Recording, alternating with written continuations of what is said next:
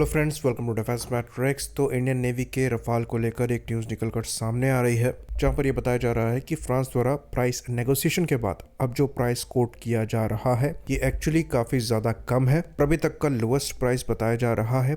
ये भी कहा जा रहा है कि जो इंडियन एयरफोर्स ने रफाल डील 2016 में साइन करी थी, उसमें अगर हम इन्फ्लेशन को जोड़ दें तो यहाँ पर जो प्राइस आ रहा है वो उसी से मिलता जुलता आ रहा है। तो शुरुआत में प्राइस यहाँ पर काफ़ी ज़्यादा था, क्योंकि इंडिया की साइड से कई ऐसी चीज़ें डिमांड करी जा रही थी जिनका इंटीग्रेशन यहाँ पर समय और पैसा दोनों बढ़ा रहा था।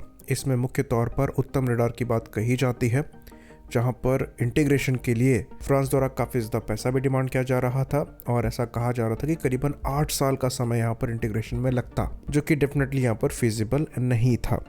बाकी किसी चीज़ से कॉम्प्रोमाइज़ यहाँ पर नहीं किया जा रहा है।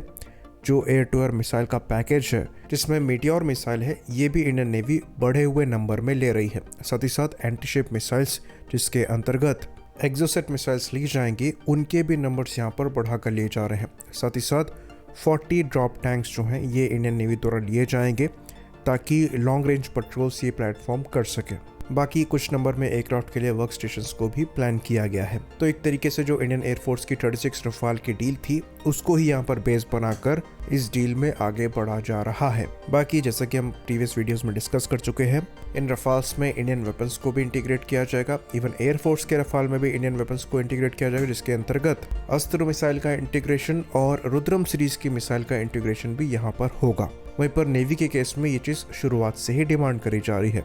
बाकी फ्यूचर में ब्रह्मोस एनजी मिसाइल्स को भी यहाँ पर इंटीग्रेट किया जाएगा, जो कि इन प्लेटफॉर्म की एंटीशिप कैपेबिलिटी को फर्दर एनहेंस करेंगे।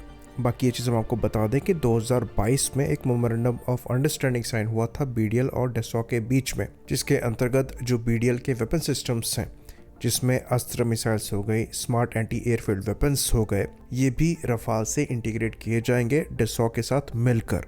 और ये खाली इंडिया के लिए ही नहीं होगा, बल्कि ये एक्सपोर्ट भी किए जाएंगे। तो अब यहाँ पर सवाल ये है कि ये डील साइन कब होगी। तो क्योंकि अब लोएस्ट प्राइस हम लोग को मिल चुका है, तो मोस्ट लाइकली नेगोशिएशन यहाँ पर ख़त्म हो चुका है, और ये प्लान था कि इस फाइनेंशियल ईयर में ही ये डील साइन करनी है। और जो हमारे एनएसए हैं वो फ्रांस को विजिट कर रहे हैं, तो मोस्ट लाइकली उनके विजिट में ये मुद्दा उठकर आएगा। अब ये डील साइन होगी या नहीं होगी, ये देखने वाली बात होगी, पर अब ऐसा लगता नहीं है कि कोई और प्रोसेस बचा है इस डील को खींचने के लिए। और वैसे भी इंडियन नेवी के लिए फर्दर डिले अफोर्ड करना भी मुश्किल होता जा रहा है, क्योंकि पहले से ही 2 एयरक्राफ्ट कैरियर के हिसाब से जो ऑनबोर्ड फाइटर प्लेटफॉर्म्स हैं वो कम है। तो अगर ये डील इस साल भी साइन होती है तो पहला एयरक्राफ्ट आपको 3 साल से पहले नहीं मिलेगा। ऑल्दो 2 या 3 एयरक्राफ्ट हो सकता है ट्रेनिंग के लिए इंडिया आए, पर वो स्ट्रिक्टली ट्रेनिंग के लिए ही इस्तेमाल किए जाएंगे। यानी कि आपको इंडियन नेवी की सर्विस में रफाल जो है ये 2028 या फिर 2029 तक ही मिल पाएंगे। तो पहले ऐसे इंडिकेशंस मिल रहे थे कि ये रफाल इंडियन एयरफोर्स के रफाल से ज़्यादा एडवांस होंगे, पर अब ऐसा लगता है कि ये इंडियन एयरफोर्स के रफाल जितने ही कैपेबल होंगे, जो कि F3R वर्जन के हैं। फिलहाल जो फ्रेंच एयरफोर्स और नेवी है ये F4 वर्जन के रफाल को सर्विस में इंडक्ट कर रही है। तो ये चीज़ हम आपको बता दें कि F3R और F4 में बहुत ज़्यादा डिफरेंस नहीं है। आपको सिग्निफिकेंट चेंजेस जो हैं वो रफाल F5 में मिलेंगे, जिसमें 6th जनरेशन कैपेबिलिटीज़ को भी इंटीग्रेट करने का प्लान चल रहा है। पर ये जो F5 वर्जन है ये आपको 2028-2030 से पहले नहीं देखने को मिलेगा। तो हमारे लिए F3R वर्जन भी सफिशिएंट है।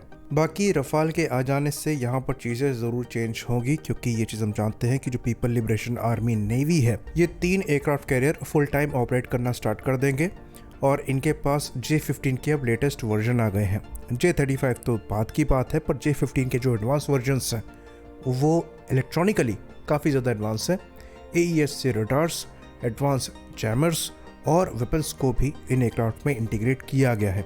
इसके कंपैरिजन में हमारे जो MiG-29K हैं ये थोड़ा लैग करते हैं। ऑल्दो इन प्लेटफॉर्म के लिए भी इंडिजिनस अपग्रेड प्लान किया गया है, पर उसमें भी थोड़ा समय लगेगा।